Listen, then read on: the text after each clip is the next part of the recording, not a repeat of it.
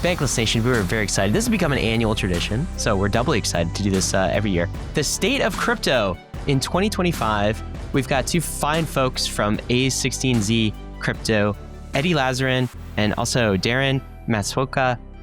He is a partner at a16z. He leads data science and strategy. Eddy, of course, is CTO. Okay, let's get into the state of crypto for 2025. We'll start with this slide here, which is our cycle slide.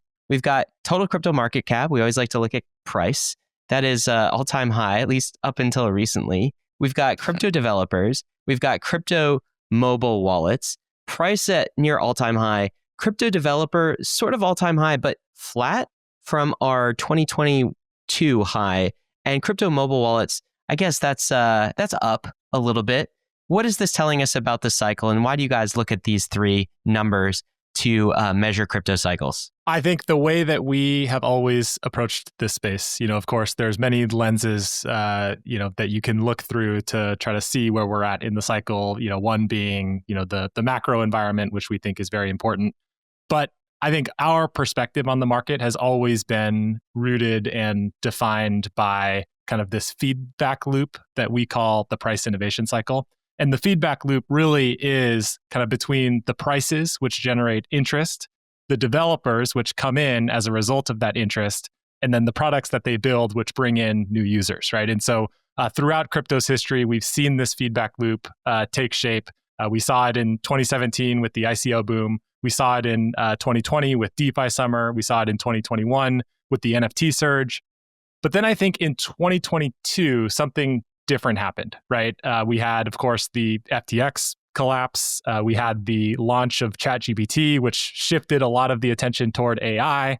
And of course, the crypto industry at that point was under a full-blown regulatory attack in the US.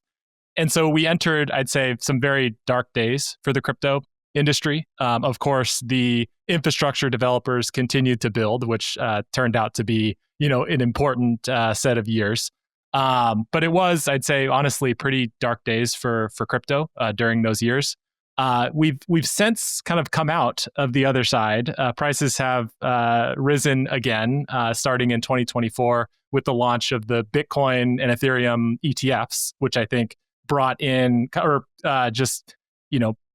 made the space much more accessible, kind of generated a lot of attention. We saw sort of this meme coin mania at the end of last year, which brought in new users.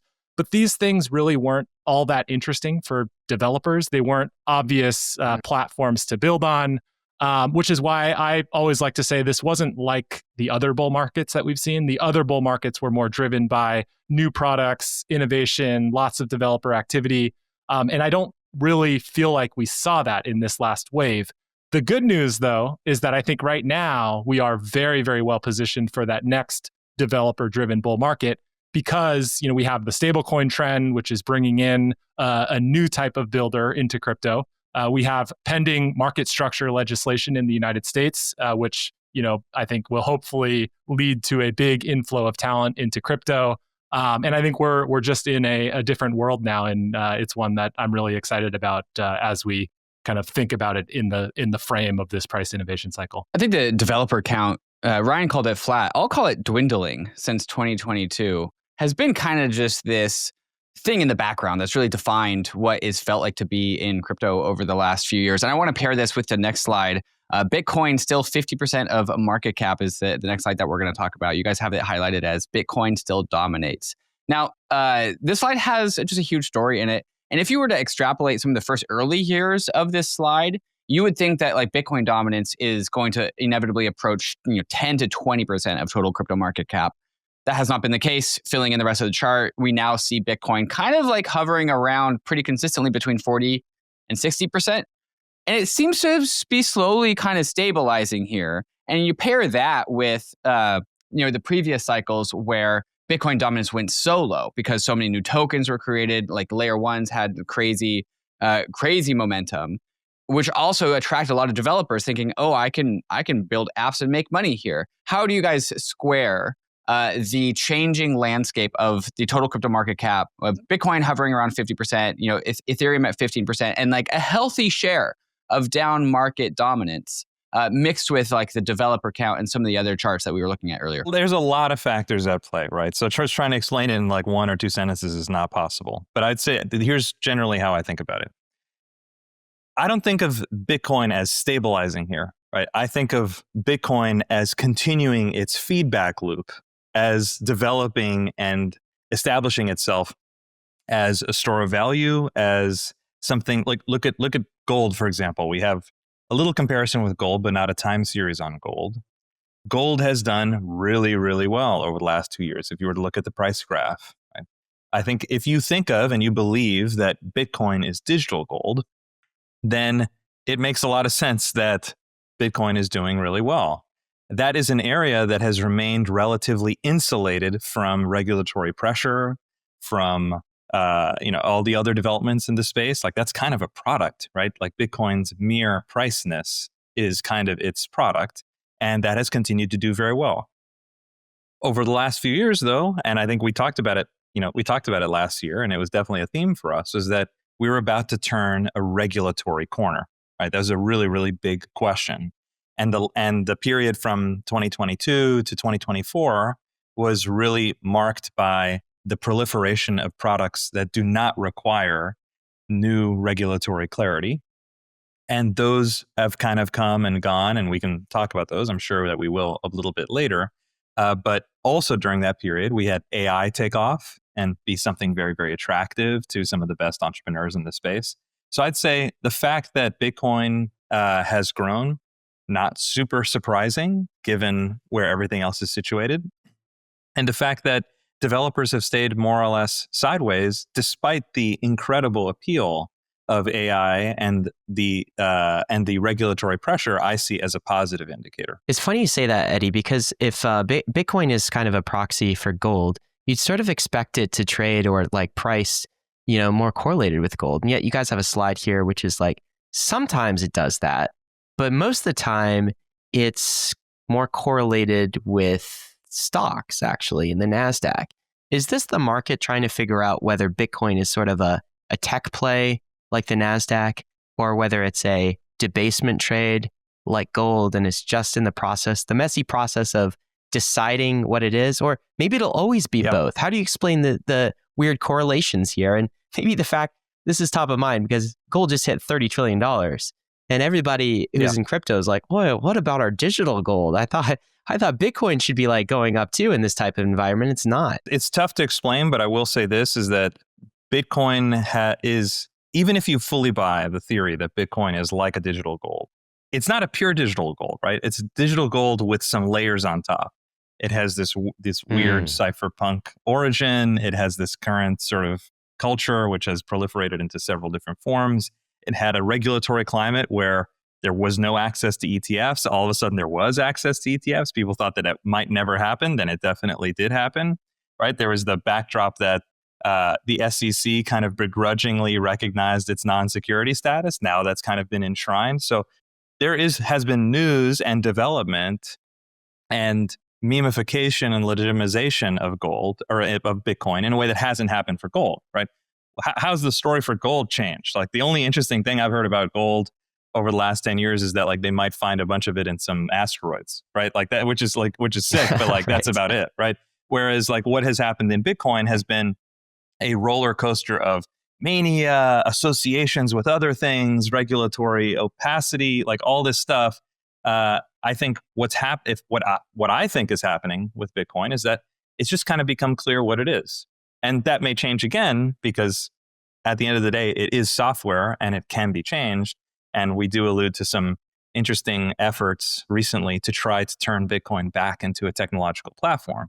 But at least for now, those narratives seem to have stabilized. Introducing FRAXUSD, the genius-aligned digital dollar from Frax. It's secure, stable, and fully backed by institutional-grade real-world assets, custodied by BlackRock, Superstate, and Fidelity. It's always redeemable one-to-one, transparently audited, and built for payments, DeFi, and banking. The best of all worlds. At the core is FRAXNET, an on-chain fintech platform built to align with emerging US regulatory frameworks, where you can mint, redeem, and use FRAXUSD with just a few clicks. Deposit USDC, send a bank wire, or tokenize Treasury treasuries and receive programmable digital dollars straight to your wallet. FRAXNET users benefits from the underlying return of US treasuries and earn just by using the system. Whether you're bridging, minting, or holding, your Frax USD works for you. Frax isn't just a protocol, it's a digital nation, powered by the Frax token and governed by its global communities. Join that community and help shape Frax Nation's future by going to frax.com/r/bankless. Frax, designed for the future of compliant digital finance. Ethereum's layer 2 universe is exploding with choices. But if you're looking for the best place to park and move your tokens, make your next stop UNICHAIN. First, liquidity. UNICHAIN hosts the most liquid UNISWAP v4 deployment on any layer 2, giving you deeper pools for flagship pairs like ETH USDC. More liquidity means better prices, less slippage, and smoother swaps. Exactly what traders crave. The numbers back it up. UNICHAIN leads all layer 2s in total value locked for Uniswap v4. And it's not just deep, it's fast and fully transparent, purpose-built to be the home base for DeFi and cross-chain liquidity. When it comes to costs, UNICHAIN is a no-brainer. Transaction fees come in about 95% cheaper than Ethereum mainnet, slashing the price of creating or accessing liquidity. Want to stay in the loop on UNICHAIN? Visit unichain.org or follow @UNICHAIN on X for all the updates. Imagine a world where traditional finance meets the power of blockchain seamlessly. That's what MANTLE is pioneering with blockchain for banking, a revolutionary new category at the intersection of TradFi and Web3. At the heart is UR, the world's first money app built fully on-chain. It gives you a Swiss IBAN account, blending fiat currencies like the euro, the Swiss franc, the United States dollar, or the renminbi with crypto, all in one place. Enjoy real-world usability and blockchain's trust and programmability. Transactions post directly to the blockchain, compatible with TradFi rails, and packed with integrated DeFi features. UR transforms MANTLE Network into the ultimate platform for on-chain financial services, unifying payments, trading, and assets like the MI4, the METH protocol, and Functions FBTC. Backed by developer grants, ecosystem incentives, and top distribution through the UR app, reward stations, and Bybit launch pool. For MNT holders, every economic activity in UR drives value back to you, embodying the entire stack and future growth of this super app ecosystem. Follow MANTLE on X @mantle_official for the latest updates on blockchain for banking. That's x.com/mantle_official. Daren, let's talk about the changing landscape of just crypto geography, the physical geography across the world. What countries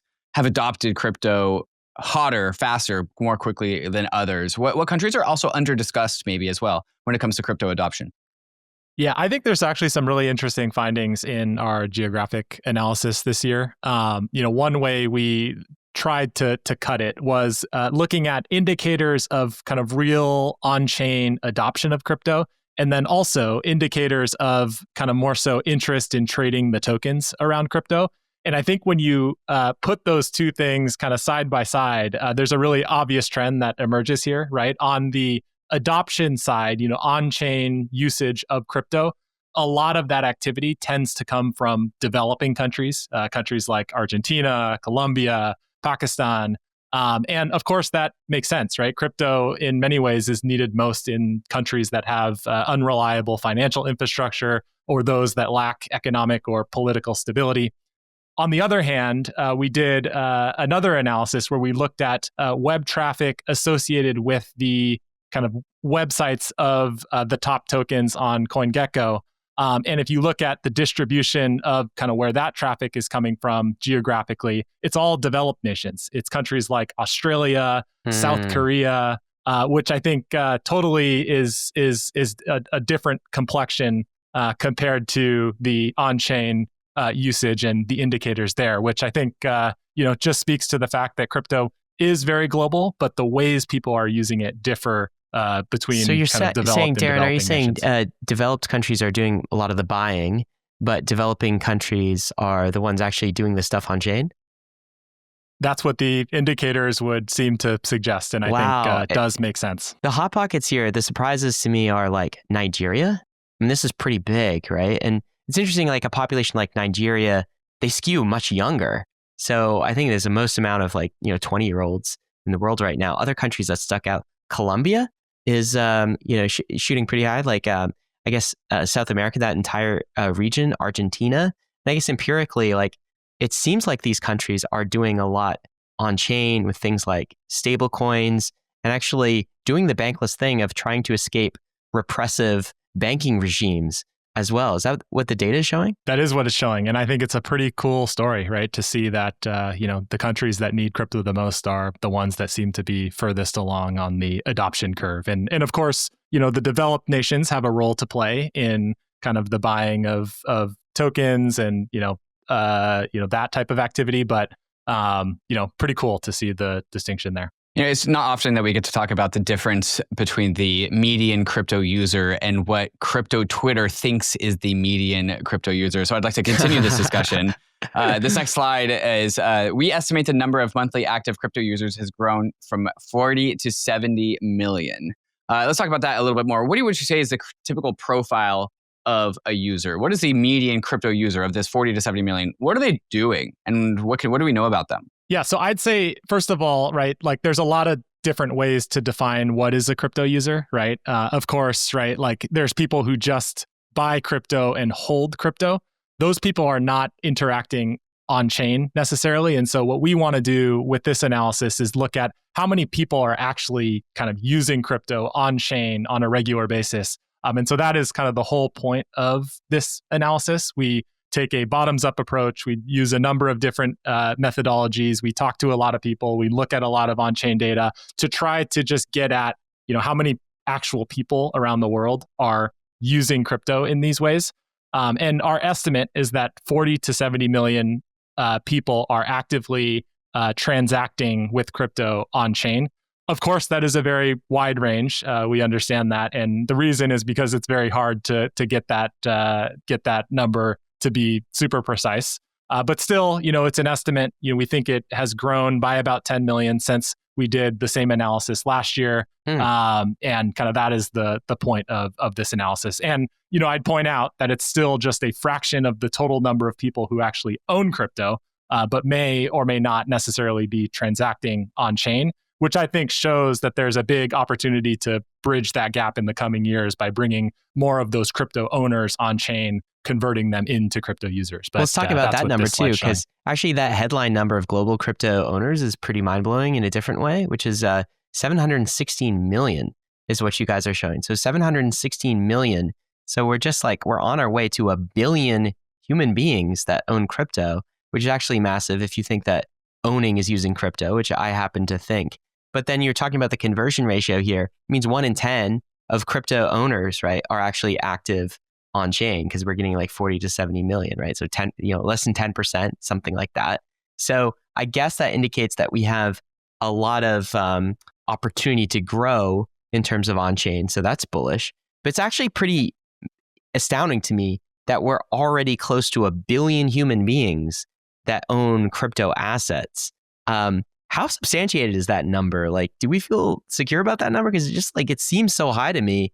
And, I don't know. I have a hard time with those types of numbers in crypto, because it still feels like we're a small community. I'll let Daren say a little bit more about the sources, but think about what's in that number. Like if somebody sends or receives some USDT on Tron, right? That counts as somebody who owns crypto, right? That's somebody who it doesn't necessarily mean that it's somebody who knows how to use Morpho, right? There's a huge difference. Okay. I think in the way that I think of this funnel is just there is, owning is kind of the minimal, simplest activity, right?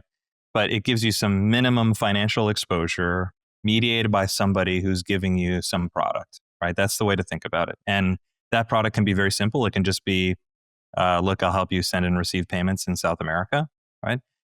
It could be something else. It could be I'm speculating, I'm holding a little bit of ETH, I'm holding a little bit of Doge, I'm holding a little bit of whatever, something like that. It could be all the way the most complicated form where you keep a substantial balance in some lending pools and you're actually trying to make payments internationally with crypto, right? Like there's a whole array in that 700.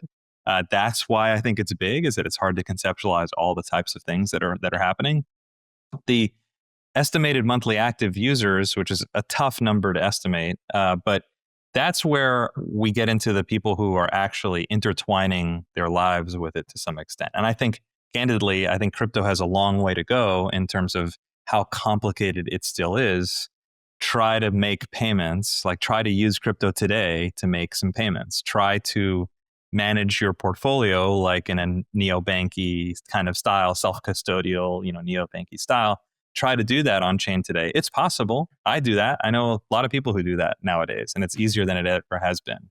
But it's still incredibly difficult, and I think we have a long way to go before it's a mainstream activity.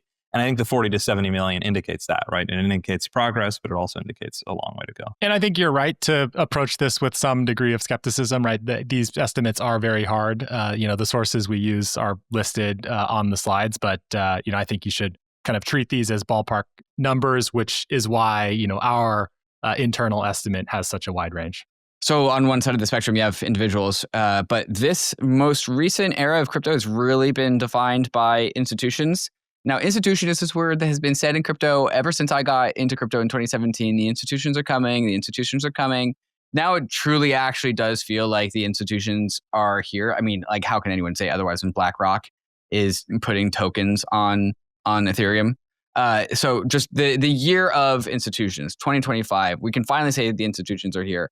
But nuance, to what degree are like institutions coming in for just a PR blast and just saying that they're in crypto? To what degree are they actually here doing real things? Like, how real are the actual institutions coming into crypto? Eddy, I'll throw this one to you. Yeah. So let me say, so I've been in the space long enough, working at a16z, but also before that, I remember all these announcements. Okay, this has always been the case. Every time the market's a little hot, people feel like things are happening, you get a ton of these.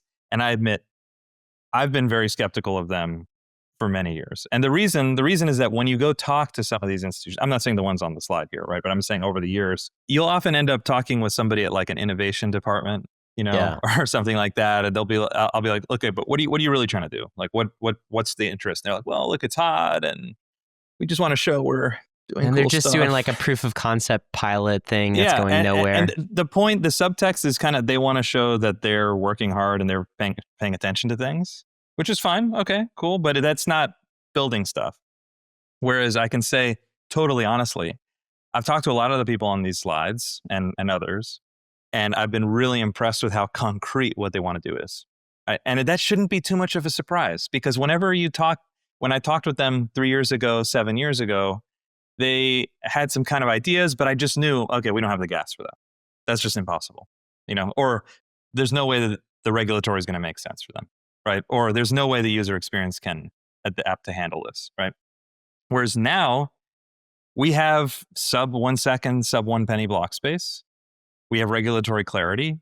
We have much better UXs, much better, it's still a long way to go, but much better wallets. Like, it's actually possible. So I hear from them very concrete ideas. That doesn't necessarily mean they're all going to come to fruition, right? Not every product idea is actually developed, but I'm hearing very, very specific stuff from them that I think represents their money is where their mouth is. They're actually taking steps to make real products. The Stripe stuff is one example. Bridge, Privy, Tempo, they're spending money on this. Yeah, they have a great Stripe Pay team. That's a really sharp team, really understands payments. Like, that's one corner.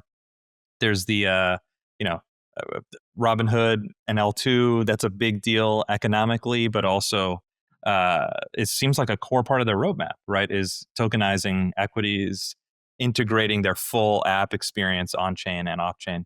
I could go through all the examples here, but the plans are specific, actionable, and make business sense. I want to pull out one nuance from this, however, Eddy. So what if we just took away stablecoins, and let's say we just decided to classify stablecoins as not crypto? Now, some of the brands that we have on the slide here, Stripe, Visa, PayPal, Shopify, Revolut, MasterCard, like Circle, like, okay, but like, what about the crypto side of crypto? How much are institutions here for crypto, not stablecoins? Yeah, so I'm interpreting you to be saying maybe we can say crypto is like this part of the spectrum between cypherpunk as hell to like at least like decentralizing things and sort of upending the economics of the system, right? That's or like tokenizing real world assets. That counts as crypto. Okay, yeah. So I'd say it is less. They're obviously here for the stable coins because they can see it as, at a minimum, a cost savings, right? And when you see something at a minimum as a cost savings, that's a major motivator. If it's a technical simplifier, that's nice too. if it enables you to offer some new yield sources, that's even nicer, right? So that's like increasingly complex stuff. But I'd say what ends up happening, even if they come for the stable coins, they stay for the crypto. Okay, because what ends up happening is they've wired up everything in their back end. Maybe they've given people public-private key infrastructure. Maybe they've started to use and deploy new types of identity systems that would be needed to interact with different things on chain. All of a sudden, when your engineering team wants to go and build the next thing, the easiest way to do it is on the blockchain. And now we're in crypto world because there's all these adjacencies, there's all these things interconnected just by default because you're using a blockchain. When you use a blockchain, things become composable and interconnectable. So I do see it that way. I see them as coming for TradFi reasons, which is good. They were only ever going to come for TradFi reasons. You think they were going to come for cypherpunk reasons? That's ridiculous, right? Of course they're coming for those reasons. But now when they come here, they've helped grease the grooves so that it's easier to stay and it's easier for other people to build products on and around it. So this is kind of how it happens. I think the one that has surprised me most is probably the big asset issuers like BlackRock. And the thing that's encouraged me the most is these companies are making real revenue on crypto products. You look at BlackRock's ETF IBIT, $100 billion. I mean, how much revenue is that throwing off for them? It was 0 2 years ago. Every time I see Larry Fink talking about tokenization on CNBC, he's got a big smile on his face when he talks about crypto. Like, I kind of think he's dead serious about tokenizing a whole bunch of things on public blockchains. And that this time around, it's not PR, it's actually real. You guys agree with that? Is that real? Yeah, no, I mean, BIDL's real. Like, it's not an idea that we're happily here talking about. It's already a thing. I already hear about it all the time in the context of other companies issuing new stable coins. They want to white label their own stable coins. They want to have some kind of like, money market source backing it, collateral backing it, right? BIDL comes up a lot, right? These are real products. That's a new interesting thing. I think the question for me is kind of closer to what David is getting at, which is like, how is this a deal with the devil? Right? right? I think I think not, right? And I think it's pure positive. And that's because as these things start to work and you complexify the surface of all the integrations, that creates more entrepreneurial opportunity, right? No matter what, like just blood needs to beat through the system. And I think if the products that they offer are bad, all the things that we set up with crypto make it easier to upend those things and to offer great products that people really, really want that maybe contain features that are more in line with what we consider the OG values in crypto. So I think it's pure positive, but we'll see how it plays out. Speaking of good products that people really want coming from crypto that have product market fit, but are kind of TradFi, let's talk about stablecoins now directly. Okay, so this is a slide that I think looks very impressive and probably is very impressive. Stablecoins now rival the world's largest payment networks in transaction volume. This big bubble in the middle, this is stablecoins, 46 trillion in transaction volume. That's unadjusted. The adjusted number when you take out bots and some other things, I think is 9 trillion. But when you consider Visa, the network, it's doing 16 trillion. I guess this is per year over the 12-month time period. ACH networks, the only ones that's higher, and that's basically like raw Fedwire settlement layer, and that's 87 trillion. So stablecoins punching above their weight class with respect to settlement and transaction volume.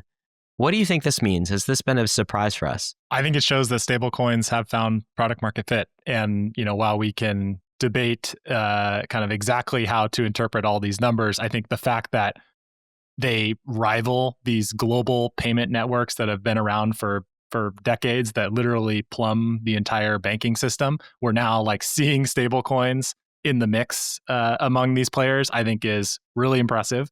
And I think just speaks to the fact that there's real demand for this product. Daren, what's the next catalyst to growing this to exceeding ACH? Like, is it going to take kind of machines, our AI agents using stablecoins? Is it going to take like big consumer payment type use cases? What's going to be the thing that's going to allow us to 10x this 46 trillion number? Well, the crazy thing to me about stablecoins is that I think stablecoins have one of the strongest network effects of any kind of possible technology, right? Like by its definition, the more people that are using stablecoins, makes it more attractive to accept stablecoins, and then the more people that accept stablecoins bring kind of more users into stablecoins, and there is this built-in network effect and potential flywheel that I think we haven't even really yet seen, right? Like I think, we're starting to get adoption from the institutional players who have the distribution to be able to do this, but the actual kind of inflection point where the network effects really start to kick in, I think is still ahead of us. And I don't know when that moment will come, but I think, if this plays out in the ways that, we hope, I think, we could see this number get a lot bigger. Yeah, guys, like it's not like what needs to happen. Like time needs to happen. That's it. It's already we're seeing a runaway feedback loop, right? Things like every time this graph goes up, that's not because like some guy like put a rock on his shoulder and pushed it up a hill. Like it's rolling downhill, right? That's the way to think about it. That unadjusted number is going to explode past the ACH number anytime now. Right. And I can unpack a little bit as to why, right? It's because so many things are happening in that unadjusted number. That's actually why we got at that adjusted versus unadjusted. You don't use the ACH system just to flap money between your accounts for no reason, right? That's like, it's too slow. There's no point to that. It's a pain in the ass. The UX is terrible. I hate doing ACH stuff. No one's going to do that, right? And so that number reflects the fact that people need to do that. It has costs, it takes time, and so on. The same with like a Visa payment. You don't just like move money through a Visa channel for no reason. It costs money, it's complicated, it's slow, right? Whereas moving $1 million back and forth on a blockchain today using stablecoins, you could do that for fun. You could do $1 billion in volume. It's my kind of fun. You could take $1,000 and do $1 billion in volume and mess up our unadjusted chart for probably $100. Like, right, you could do like $1 trillion of volume, right? So that reflects the fact that it's low, the very low technological cost means that people are just going to kind of move stuff around. Hey, we want to rotate we're one of the major custodians and we just need to rotate some assets around. Oh, $5 trillion of volume just like flew through. You see what I'm saying? So like that, right. it doesn't have the same meaning. Now that doesn't mean that it's meaningless. It's still very meaningful in specific cases. If people are paying, they're settling real exchanges. There's tons of real activity in that too. But just, it's so easy to do the trivial thing, to do the complicated thing. That's the point, is it costs so little that you're just going to see an explosion of that activity. Think about internet bandwidth, right? Do you like torture yourself about whether you're going to like send a 4K video like across your local internet connection or whatever? Like, no, you don't even think about it. Like, how many gigabytes are we consuming in this podcast? Like, we're like, is the answer to like that actually obliterating the internet by like the standards of like 20 years ago. We're obliterating it, right? But now we don't. We use it without even consideration. We don't even think about it because it costs so little. So that is what's going to happen. That's exactly what's happening. In that unadjusted versus adjusted gap, the 45 billion or trillion, excuse me, God, big numbers. That 46 trillion to 9 trillion number. What is in that gap? Like, what's the average activity that you guys pruned out from the data here? Is it like something nefarious, or is it just like operation stuff, like kind of how you alluded to? Anything that we should know there? Is there anything interesting there? We work with a data provider called Allium to develop the methodology to basically remove bots and or certain types of bots and artificially inflationary practices. I don't think there's and that's much not to say that's beyond not necessarily nefarious stuff. But if an exchange is just moving assets between their omnibus address and like their cold storage, like, do you really want to count like that as like $1 billion? Like, you don't. It doesn't make sense. The other it's answer not that I was fake. thinking is that like chains would have stables on their chain, and then they would like wash trade, and it would like, hey, look how much volume's on our chain. And I don't really know if like to what degree that represents a significant amount or not. I mean, I don't see a real point to that, but that could happen. I mean, if they're rebalancing liquidity on a bridge, that would count, right? That would count as a movement in stablecoins, but that's not nefarious, but that might be a big number. Let's talk about stablecoins just like rolling downhill right now. And part of the reason it seems like they're rolling downhill is we are post Genius Act, and that just happened this summer. And it does seem that it is now in the US government's best interest. Like Treasury is excited about exporting some of America's debt via stablecoins because it seems like some of the central banks around the world and other countries have stopped buying so many treasuries and are now buying gold. And so America's debt, we're looking for new buyers of our debt. And it seems like Treasury is like, oh, the answer is stablecoins. We've got stablecoins listed as a top 20 holder of US Treasuries, and that has been a big deal. And stablecoins, of course, are 99.8% US dollar stablecoins, denominated stablecoins, are 99.8% of all stablecoins. Like there's really no euro stablecoin out there. There's no yen. The other currencies aren't represented. America is kind of like dominating on this. So can you talk about that story? Is it the case that no matter who runs the next administration and how pro-crypto or anti-crypto they are, stablecoins are here to stay in America because they solve a core problem. A distribution. Yeah, a problem that we have in America. Talk about that. Maybe the geopolitical story here and the monetary story around the dollar and how that links to stablecoin adoption. I think this is a really important part of the stablecoin story, right? Like on one hand, we know what the backdrop is, right? We know that the US national debt is growing out of control. We know that the demand for that debt is fading, right? For the first time in 30 years, foreign central banks hold more gold than US Treasuries. That's what this is showing, right? This like pink line is going ahead of the the blue line here, and so gold is on the upswing. For the first time in 30 years, right? And on the other hand, we see the opportunity, right? Like we have stable coins, already a top 20 holder of US Treasuries, projected by Citi to grow into the trillions of dollars of supply by 2030, and like you said, over 99% denominated in USD, right? And so this is the kind of perfect opportunity to help the United States sustain dollar dominance, which of course is an important priority. Does this just mean that America is pro-crypto now? They can't ever be anti-crypto because they need it for stablecoins. I think there's a lot of risks in trying to psychologize about the government, Ryan. I tell you, don't try to reason about them like that. I'm just going on like incentives though, right? It's super incentive compatible. Like crypto is good for America. The way I'd put it is that people have been able to get dollars and treasury, exposure to treasuries, American debt overseas, but they've always needed to go through complicated intermediaries, if at all, right? It's really difficult. Stablecoins have meant that now we're removing the car dealerships, right? Like we're removing the intermediate. We're letting you just get the thing straight through many more efficient channels. That is what has happened. So but it's not just overseas. It's even people local, like people domestically. Like think about where do you honestly ask yourself, like this is not a tongue twister question. Okay. How do you get the highest interest rate on your dollars? Like as an American, stablecoins. It's some stablecoin stuff. It's whether it's through Coinbase, through some if Circle stuff, through some on-chain most stuff. normies don't know how to do this, but yes, this is the correct answer. But people who are interest rate maximizers, and that is a cohort of people who are like really, really into like squeezing out every bip for their interest, like they're flooding into this stuff. I know people who are not really crypto people, and they're like, wait, I can like get this rate at Coinbase, I can get this rate on chain, whatever. Like they ask me, they try to learn about it, they dip their toes into it. They're not really doing a lot else. Like this is kind of the come for the stablecoin, stay for the network pattern, right? Is like there's concrete, measurable, kind of hard to dispute benefits. Before you know it, you have a bunch of crypto adjacencies to the position that you set up, to the infrastructure you set up, to the stuff that you set up for yourself.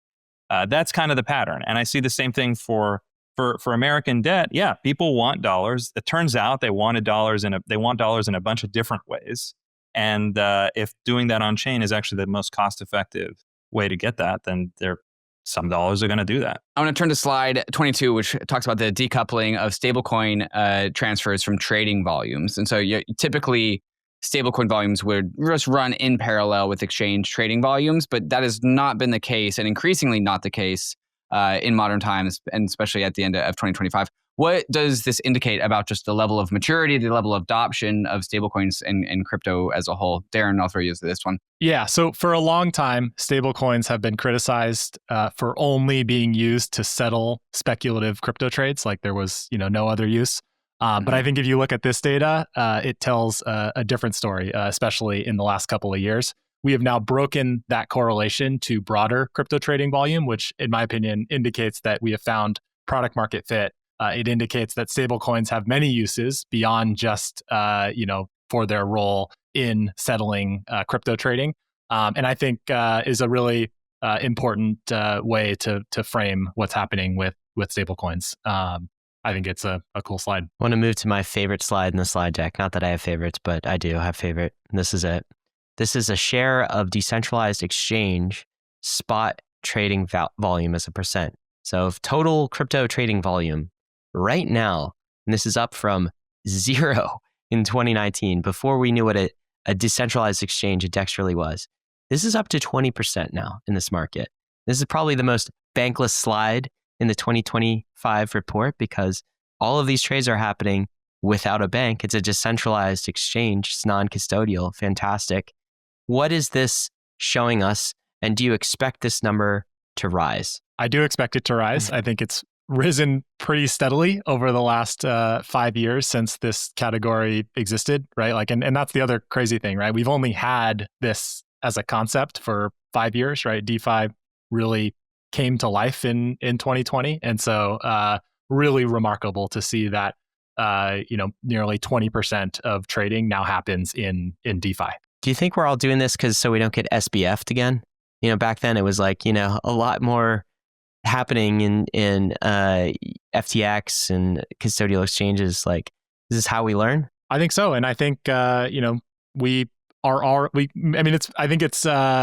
can already see some of the benefits of doing this in an open, transparent, resilient way. And I think the numbers kind of speak for themselves here. It'll take time for DeFi to continue to grow and mature, but certainly a number I expect to continue to tick up over time. What are the things that prevent this from going higher, right? Like, what are the bottlenecks? I think they're obvious. Gas fees, liquidity, integrations, better UX for wallets. All those things are going to on-ramps. Yeah, on-ramps. All those things are going to improve. This number is going to go up, right? Because the trust is, I do a lot of, when I buy my personal positions and things like that, I do a lot of it through DEXs as well. And even though I have all the options in the world, right? Because often the fees are better. It's just a little bit more comfy. I don't have to worry about exchange limits. I have a self-custody setup I like. Those aren't necessarily properties that every consumer has right now, but the general trend is for those things to increase. I feel that this will be the case. When I look at this slide, I see two things. I see the just pretty, linear growth. It's going up something like 3-4% a year ever since 2020. And it's pretty steady. It's nice and steady.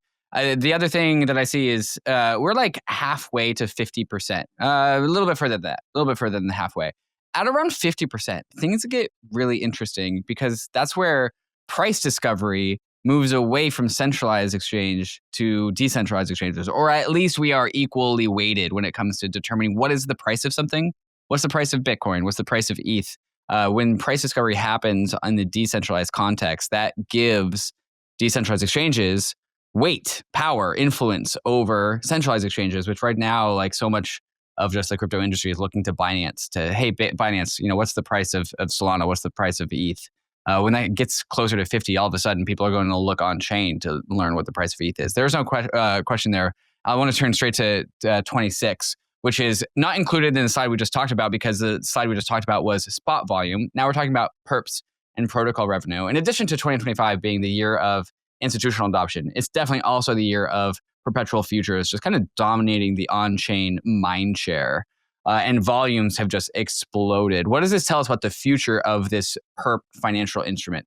Yeah, a lot to say here. I think one, I'd start by saying it's just kind of a natural evolution of DeFi, right? Like, we started with kind of the basic infrastructure, the decentralized exchanges, and now kind of people want more sophisticated products, especially as we know, speculation is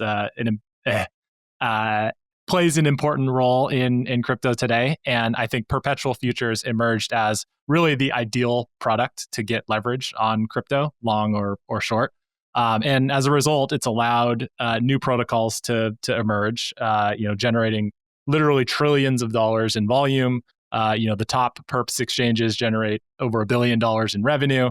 And so definitely has been a story of 2025. I think there is, there's a lot of new players coming into the space. The regulatory environment is changing, as we know, and there's a lot of money at stake. And so I think the story here is far from over. Let's talk about another story that has been emerging. That is the story around prediction markets. And here's the slide.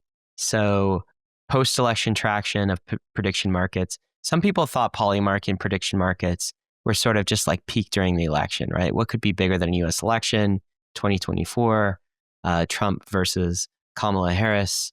And now we get this recent surge, which is almost at all-time highs again.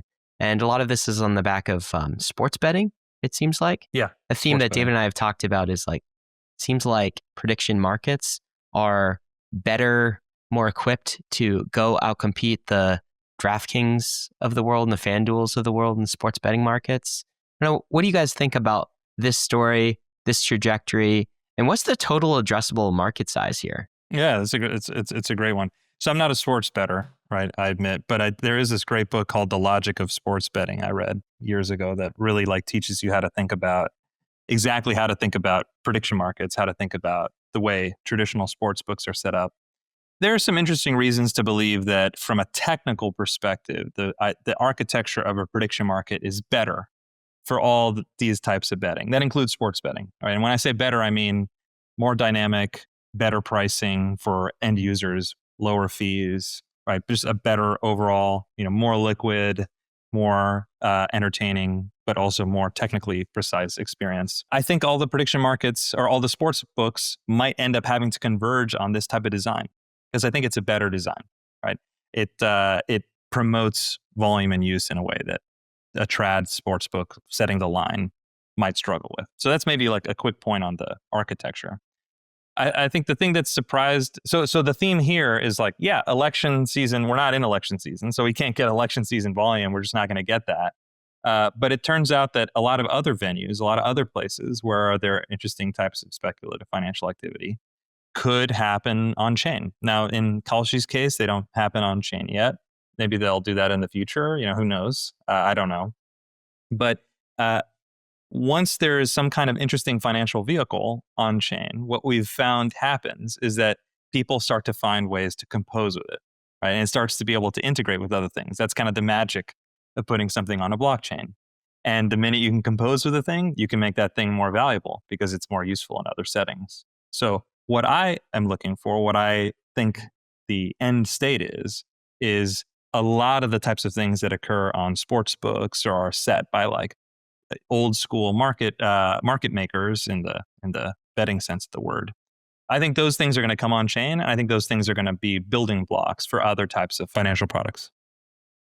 Listen to some of the infrastructure conversations here. On slide 33, you guys have a TPS, transactions per second comparison versus NASDAQ and Stripe. Compared to credit cards, we have a lot of growth left to do. But also at the same time, in aggregate, the title of the slide, you guys have blockchains are processing more than 3,400 transactions per second, approaching the scale of some of the largest financial systems.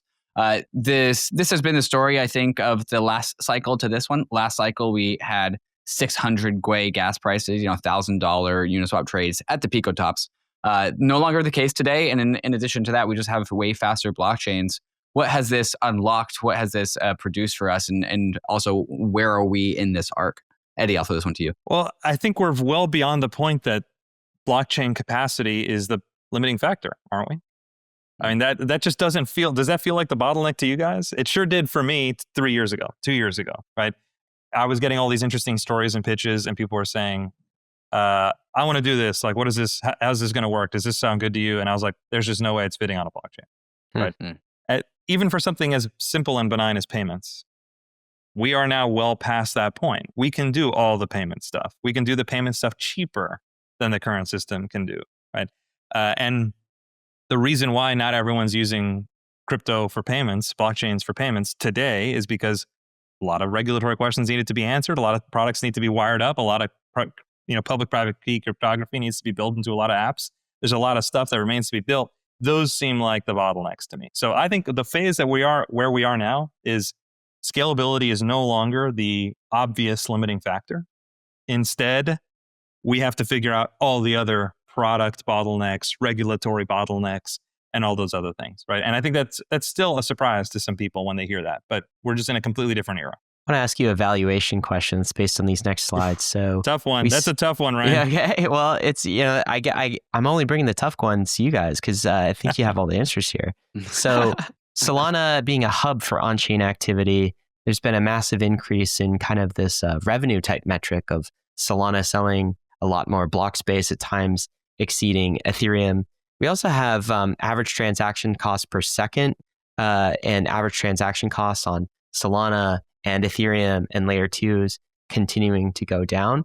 There's this perennial question of like, okay, so Bitcoin, no one seems to be valuing it based on the amount of block space sales it actually has, right? It's like it's memified itself into a digital gold. Well, what about everything else? Okay, so like, what about something like Ether, the asset, or Solana? Are all layer 1 tokens, are they monetary assets? Are we expecting some sort of cash flow from these types of things? Or is it somewhere in between? This is like a question I feel like David and I started the podcast to answer, and we really like still don't have the full answer.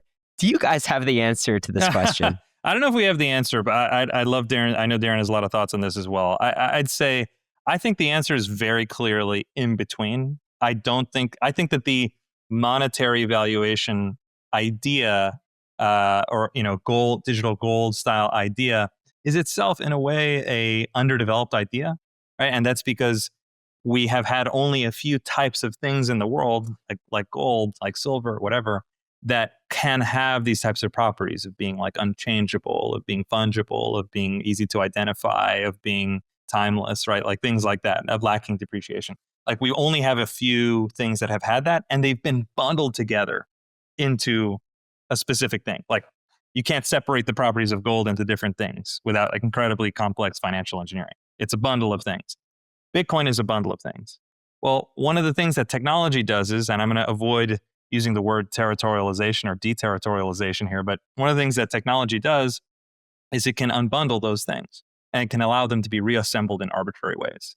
We don't have to bucket assets like Ethereum or Solana or any of the L1 tokens. We don't have to bucket them into like, they're either with this bucket or that bucket.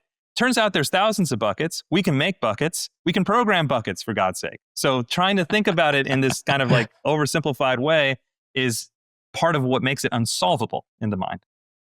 Instead, the way to think about it is Ethereum is the default collateral asset across Ethereum, like Solana, like Sol is for Solana. It also benefits from a burn because when people use gas, it's burned. Also, it is bridgeable, blah, blah, blah. Also, it's a quote pair for all these things. Also, you see what I'm saying? Just analyze it for its properties. Trying to squeeze it into a specific label contorts the mind into a place that you cannot actually understand it. So it is the properties that it has. And we can give that a name, but that's what it is. And I think Ethereum benefits from the burn. I think Ethereum benefits from being an asset people trust as being something extremely censorship resistant on a decentralized blockchain. I think it benefits from multiple things. And remember too, right? Like the industry can evolve, right? And the ways that these tokens get valued can evolve, right? Like remember up until like really this year, right? Like most projects, except for, very specific circumstances, most projects were afraid to turn on the fee switches and actually generate revenue that accrues to token holders, right? And it was only until, this year that we're now starting to see that opportunity open up, which is going to totally, I think, reshape people's mental models around how to think about valuations. That entire conceptual path was not available. Now that conceptual path is available, right? And so I think a lot of this can just shift over time and we will see. For those of us who've been following crypto for a long time, Bitcoin was often memed as as digital cash for some time. Yeah. Cash means payment. Okay, cash means payment. A lot of people wanted Bitcoin for payments. Yeah, the big blockers. That totally fell apart, right? That totally fell apart. Does that mean Bitcoin failed? I don't think so. I think Bitcoin as this huge decentralized thing, and imagine like a giant idea amoeba like crawling across the landscape. Like sometimes it reaches, sometimes it like goes into certain areas and grows, sometimes it like withdraws because that wasn't good. Like it's just, the idea just spreads and it evolves.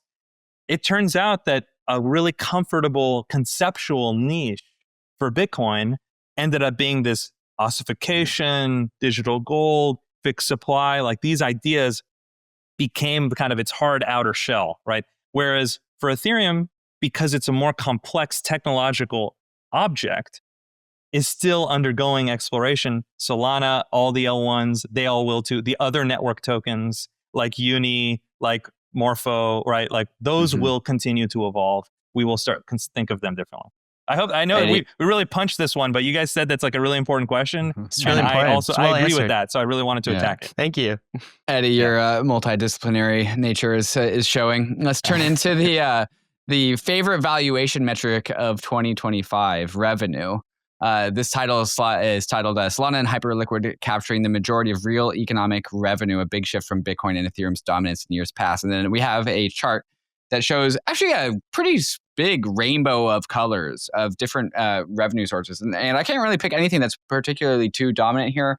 Hyperliquid at the bottom, I think, is probably the biggest. Solana, Ethereum, Tron, BSC, Bitcoin even having some REV on this slide. That's interesting. Talk about this slide because me and Ryan have always been huge fans of revenue because it kind of equates to maturity, adoption, realness. What has been the 2025 story around when it comes to revenue? Yeah, so this metric, I would say, comes with, as you guys know, right, tons of nuance, right? Because it is a function of both the demand and supply of block space, right? Like that's kind of what it comes down to. And, over a long time horizon, right? I think in order to make crypto more accessible to the world, you need to increase the block space, right? We needed to bring fees down for users. Of course, that comes with, a set of consequences and trade-offs.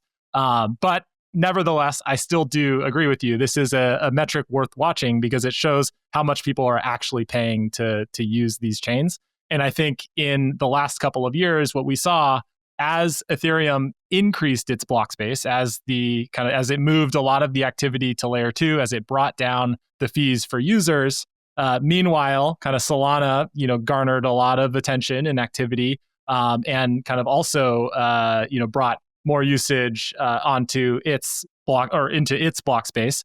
We saw a shift from what was previously a Ethereum and Bitcoin dominated world to kind of new applications, including Solana, including Hyperliquid, including Tron with the stablecoin narrative. And so I think we're seeing much more diversity now across chains, and it's all kind of part of this complex story that Eddy has talked about. Introducing KGen, aka Verify, the world's largest verified distribution protocol, or VDP. If you're trying to grow a real protocol or app, you need real users doing real actions. If it's not Verify, it's just noise. At the core of Verify is Poggy, KGen's identity and reputation framework. It helps you reach humans, not bots, and proves what your users actually did, so your budget goes to the right people. With Verify, you can run verified user acquisition with confidence, keeping people coming back with retention tools like loyalty rewards, quests and achievements, and even power AI training and evaluation using trusted, verified user groups, ensuring your models learn from clean data. And when it's time to reward your community, there's the K-Store, a global rewards marketplace where users can redeem perks that connect directly back to your app. Put simply, when growth is built on real users, you grow faster, and that's exactly what Verify delivers. If you're building in Web3, AI, or gaming, request a demo to grow your protocol at www.kgen.io/demo. That's www.kgen.io/demo.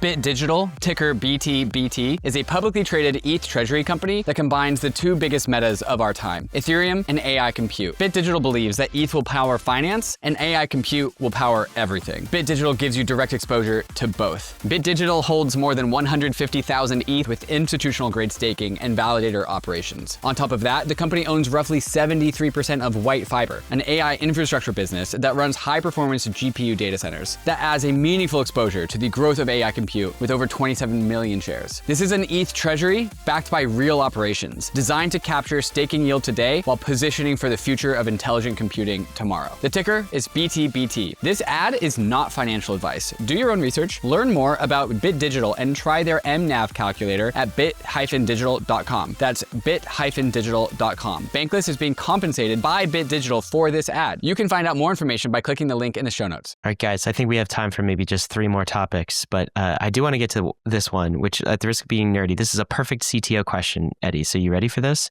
So you got a slide here that shows the amount of Bitcoin at risk under some sort of quantum computer that can start breaking some of Bitcoin's cryptography. This is actually something I've been worried about, because I don't know how Bitcoin solves for this. I'll just describe this slide.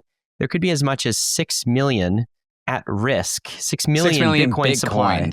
Yeah. So how many, I don't know, half a $250 billion, something like that?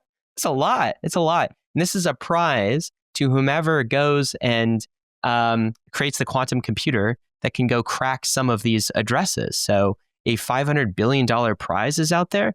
And so the Bitcoin community, and this is, by the way, even if they implement quantum secure sort of algos, which they totally can, still these legacy addresses could be susceptible to this. So I'm kind of thinking, like, what does Bitcoin do about this? Do they break their immutable property rights, or it's kind of a bad choice here, Eddie? What do you how do you think this resolves? That's what I think is most fascinating, is that you can have there's a lot of debate about the time frame, right? Like how long until we have enough quantum computing capacity to actually break some of this.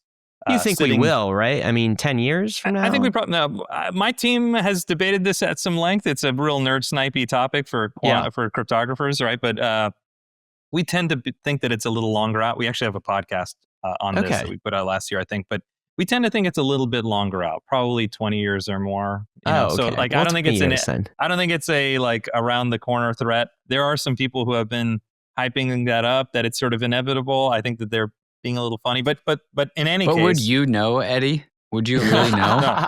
No, he's building a quantum computer personally, right now. Absolutely not. Way outside my domain. I'm totally making everything up.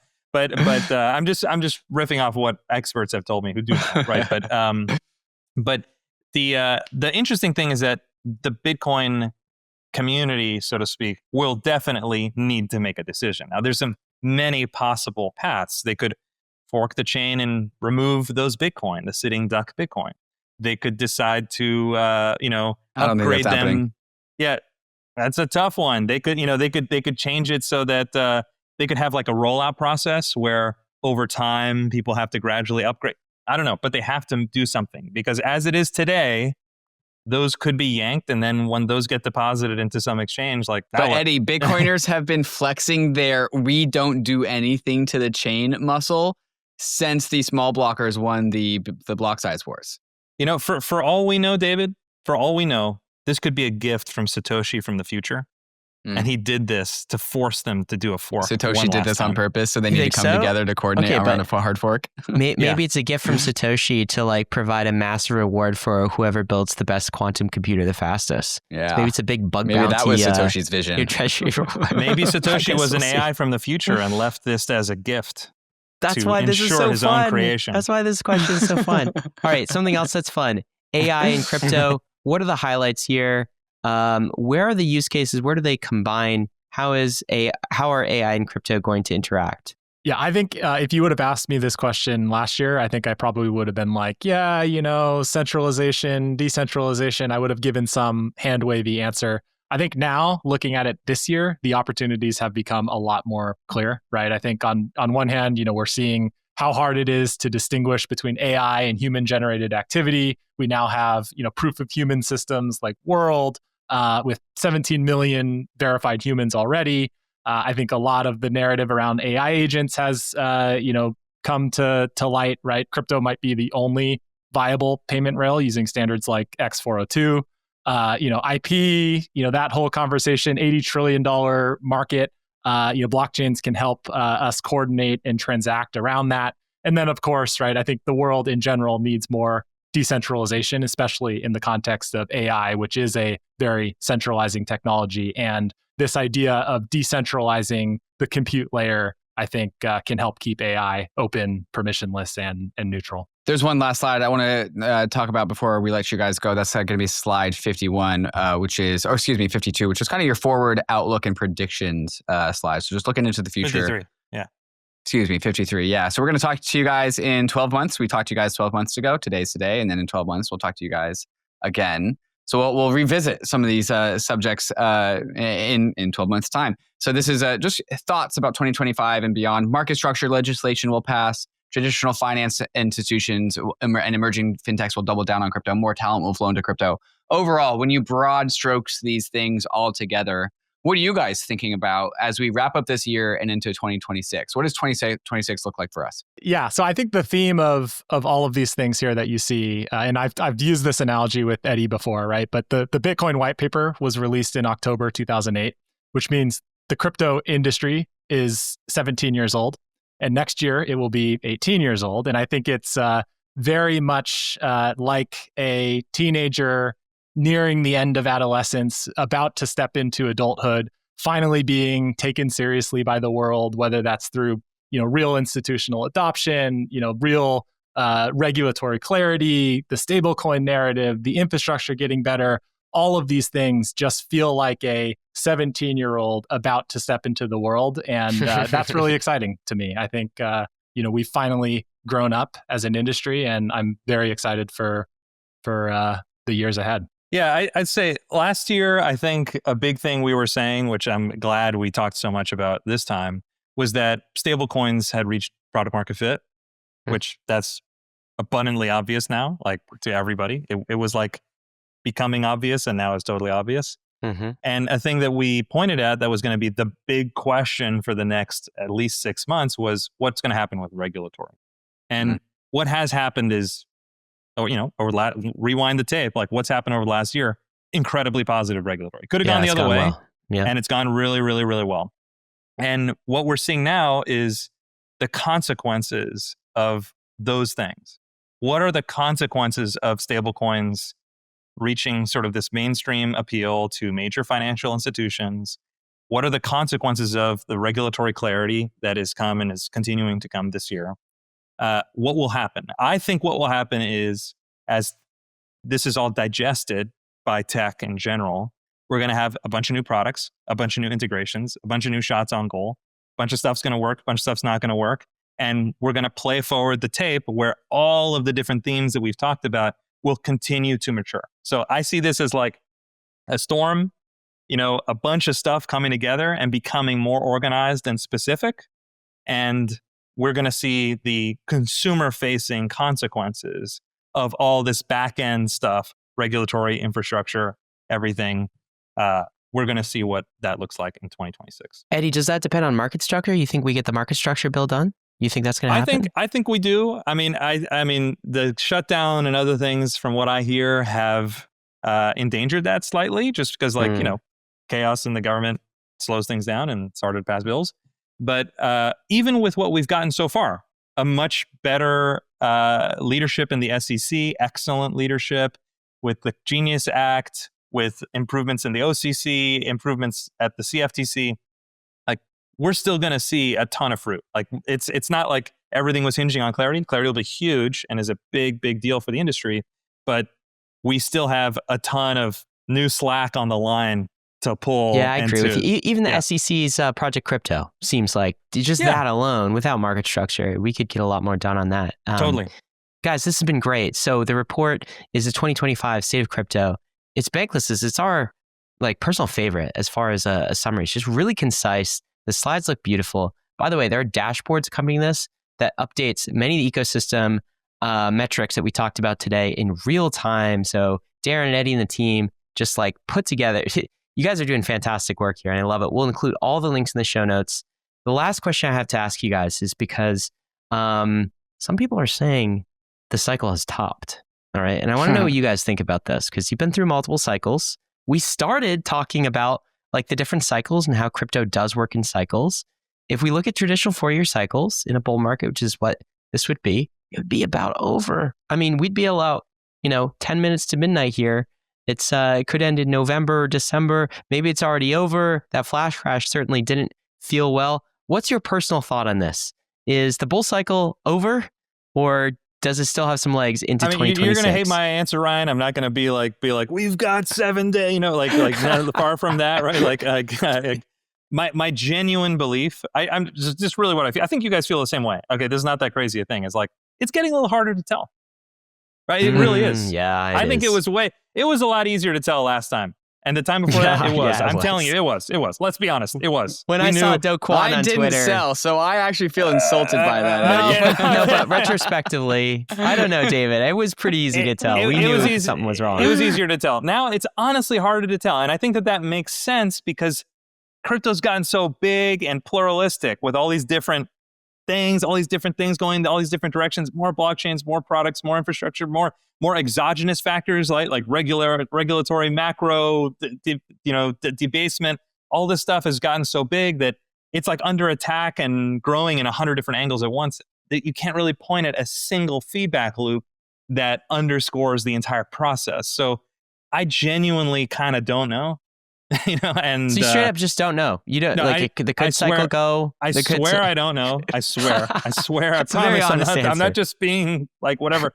I really don't know, but I do know that from a technological perspective and from a regulatory perspective, as we've been saying, we're in the best place we've ever been, and that means more products. And so Daren and my job. That's why it's so hard to sell. Okay. Yeah. Daren and my job is to follow that really. We kind of look at the macro, but our job is really to follow that. And we got a ton of stuff to be following. So Daren, you have anything to add? What's your cycle prediction? Anything that data is telling us? Yeah, well, I am not a macro guy, but like Eddy said, what we do look a lot at is developer activity, kind of new products and innovations, kind of launches. And I will say and I said this at the beginning of the episode, this last run up that we saw in price was driven more so by the external factors, right? It was not kind of part of this traditional feedback loop between products, innovation, developers. And now we are at a position where we feel the tides are shifting, and we do have the infrastructure, we have the opportunity in front of us from a product innovation developer standpoint to kind of hopefully kickstart the next wave. Daren, Eddy's calling for 2 more years. Eddy's calling for 2 more years. That's what I just heard. Oh, God, Bankless Nation, you guys can interpret this on your own. We don't want to put words in your mouth, all right? But we do have a bright future ahead of us over the long run. Eddy, Daren, thank you so much for joining us today. It's been a real pleasure. Always a pleasure, guys. Thanks, guys. Bye, guys. Bankless Nation, none of this has been financial advice. 2 more years? Or we have no idea. Oh, Jesus. Crypto is risky. You could lose what you put in, but we are headed west. This is the frontier. It's not for everyone, but we're glad you're with us on the Bankless journey. Thanks a lot.